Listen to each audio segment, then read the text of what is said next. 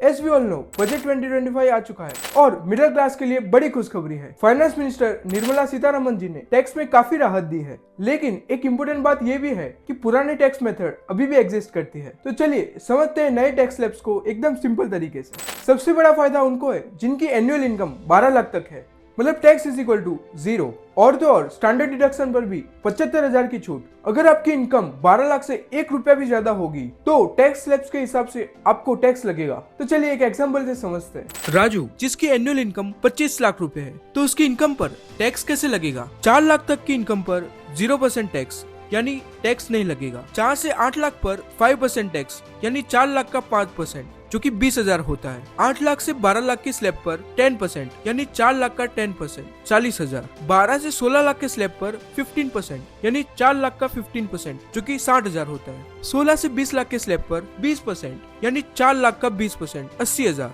20 से 24 लाख के स्लैब पर 25% यानी 4 लाख का 25% 1 लाख। और 24 लाख के ऊपर जितनी भी सैलरी होगी उस पे 30% टैक्स लगेगा। यानी सैलरी 25 लाख की है तो बचे हुए 1 लाख पे 30% का टैक्स लगेगा जो कि 30,000 होता है। इन सबका टोटल करे तो 20,000 plus 40,000 plus 60,000 plus 80,000 plus 1 lakh plus 30,000 is equal to 3,30,000 होता है। मतलब 25 लाख की सैलरी वाले व्यक्ति को 3,30,000 टैक्स देना होगा। उस हिसाब से उनको सैलरी आफ्टर टैक्स 21.7 लाख मिलेगी।